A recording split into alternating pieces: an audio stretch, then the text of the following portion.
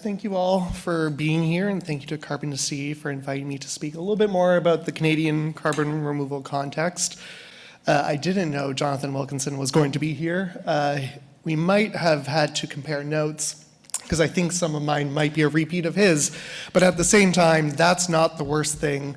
I like to speak at conferences. I like it more when politicians are saying the same thing as me. So I'm Daniel Kelter, and I'm the Senior Director of Public Affairs for Carbon Removal Canada. For those that don't know, Carbon Removal Canada is an independent nonprofit. We're entirely philanthropically funded, accelerating the responsible scale-up of carbon removal tech through policy advocacy, shaping market development, and connecting the right people to the right information. For those who haven't been following Canada closely, I can maybe spend a minute on where things stand. Over the past few years, there has been some real momentum in both policy and project development. Policymakers are increasingly recognizing that carbon removal needs dedicated support, and some of that recognition has translated into action. At the federal level, the CCUS investment tax credit provides a tax credit worth up to 60% for DAC and 50% for BECCS. The federal government has also launched a request for standing offers for carbon removal credits, a $10 million procurement that is active right now. And work is also underway to introduce carbon removal offset protocols into compliance markets, both federally and provincially. There's a myriad of them right now in place for BECCS, for DAC. There's some emerging for carbon mineralization. There's a number of them popping up here and there. Carbon removal also appeared explicitly in Prime Minister Carney's election platform. We worked quite closely with the Carney campaign during the recent election, and as a result, when Carney launched his leadership bid and won, he was amongst the world's first world leaders to explicitly include permanent carbon removal technologies in a national platform. On the project side, we track all the carbon removal projects in Canada through our carbon console. We are already seeing over 100,000 tons of annual carbon removal capacity in operation, another 11 million tons planned capacity across about 90 companies that are in Canada. If you didn't know about this console already and want to be on it, please come talk to me. This is how we get our information. But I'll say that momentum is not evenly distributed. If you look closely at the policies I've just described, you'll notice that they're all clustered around a handful of methods. When you zoom in on an ocean-based approach, specifically, the picture looks quite different. Marine carbon removal methods have no coverage under the CCUS ITC. There are no compliance markets that accept marine carbon removal protocols. The $10 million federal procurement excludes marine methods. What Canada does have is a strong hub of research and project development, largely centered on our Atlantic coast. And I think this is very interesting. It's happening. There are regulatory structures already in place for these projects to occur, but just because there is a regulatory structure does not automatically count you in these incentives, in the programs, in the public language. In addition, we also have things like the Ocean Frontier Institute, based out of Dalhousie University. The scientific and entrepreneurial capacity is here. Part of what could explain the gap is simple prioritization.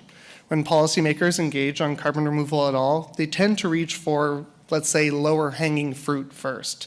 The methods with a more established policy precedent, the ones that just feel more settled to them. I believe that marine carbon removal ends up representing a niche within another niche for many policymakers or politicians. And for a range of reasons I'll get to shortly, it will require a lot more effort to move forward. That's not a reason to accept the status quo, but it is a reason to deliberate on perhaps the power of presence in Ottawa, and I'll return to this in a second.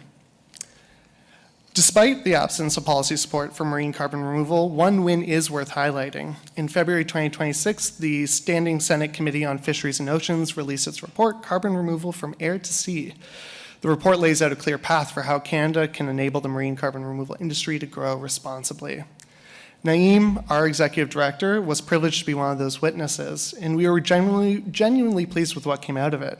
One line stood out to us, though. Canada should be bold and ambitious in its goal setting on marine carbon dioxide removal, but measured and thoughtful in execution. That framing reflects exactly the approach this sector needs, a bias for action grounded in scientific integrity. I'd recommend you all read it. It's a comprehensive report, numerous recommendations. They could be genuinely significant if the government implemented them. I emphasize that last part again, is if the government implemented them.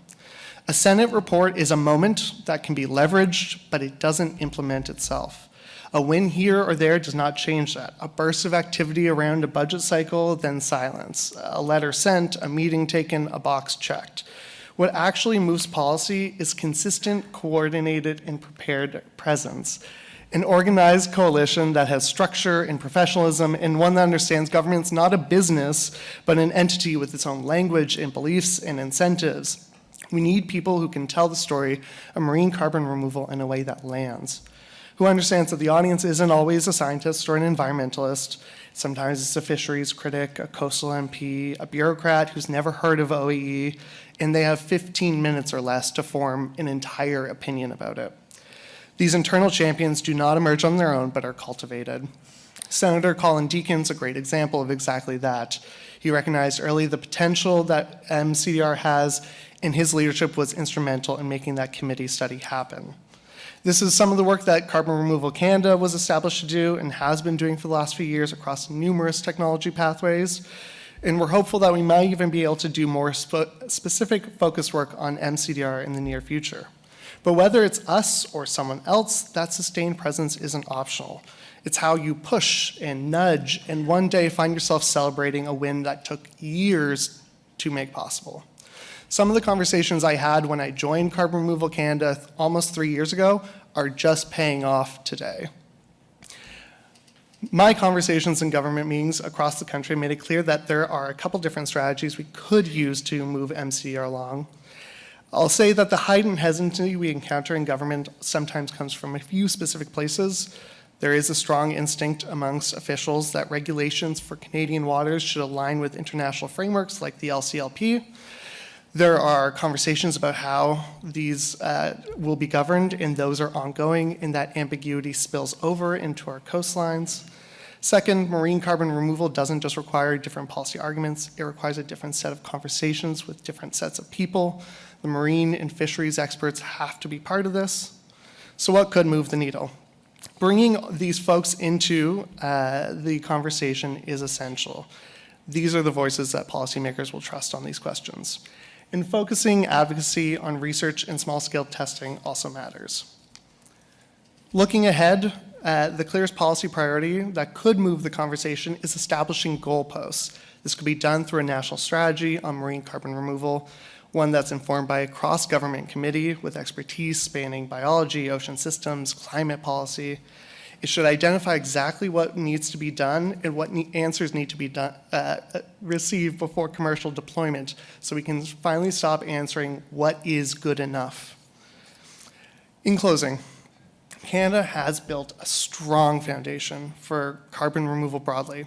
The task now is extending that foundation to cover the full potential of what Canada's coastline and scientific community can contribute. That requires a national strategy, sustained advocacy, and continued investment in the relationships that make it possible. Thank you very much.